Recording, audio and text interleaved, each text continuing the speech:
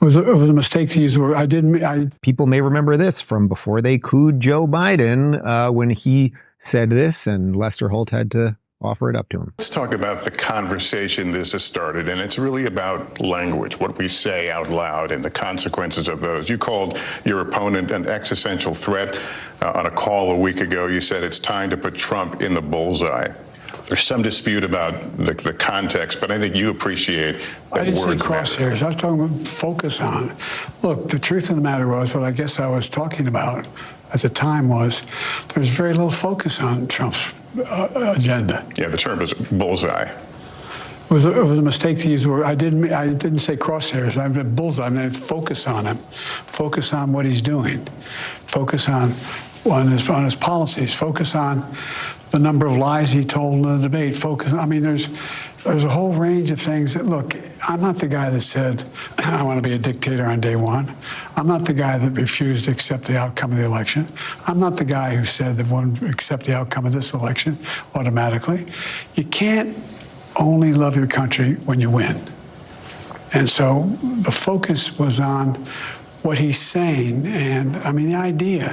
But have you taken a step back and done a little soul searching on things that you may have said that could incite people who are not balanced? Well, I don't think, look, how do you talk about the threat to democracy, which is real, when a president says things like he says? Do you just not say anything because it may incite somebody? I mean, bullseye, crosshairs. It's almost, even watching that now, it's just so ridiculous that we were put through this for so long.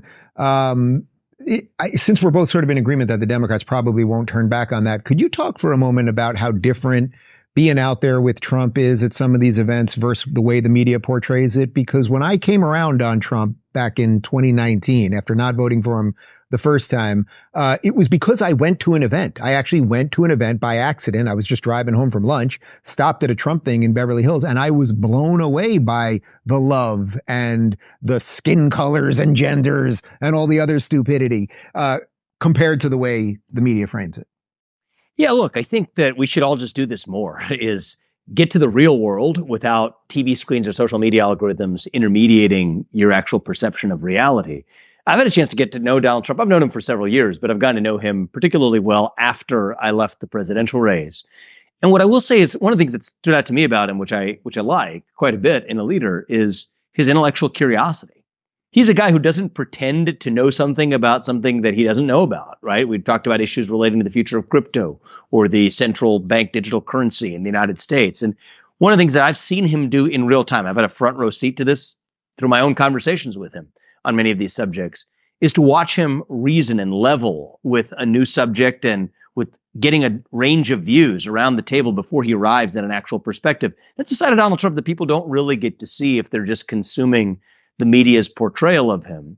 And that's what we should want in our leaders. I think with Kamala Harris, I don't know her, but I will tell you that for somebody who is refusing to stake out policy positions in key areas, part of the reason is she's actually missing an intellectual curiosity to learn more about those policy positions.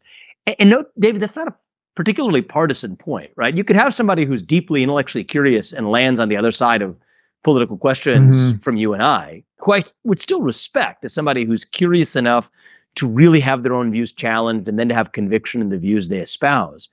And I think that's true about Donald Trump in a way that just isn't true about Joe Biden. He obviously has suffered from severe cognitive deficits. But there's a reason for this, is that Kamala Harris's policy deficits are in some ways the same reason that you have Joe Biden's cognitive deficits, is that those are not a bug, but a feature to the people who actually manage and control them. And I think that that's actually the deeper rub of what's going on, is it's a bastardization of our politics. Or it's one thing is if you have two thoughtful candidates who deeply disagree. It's another if you have a candidate who really isn't a candidate, but is just an instrument for a deeper system. And that, I think, is really closer to the flame of what's going on with the modern version of the Democratic Party.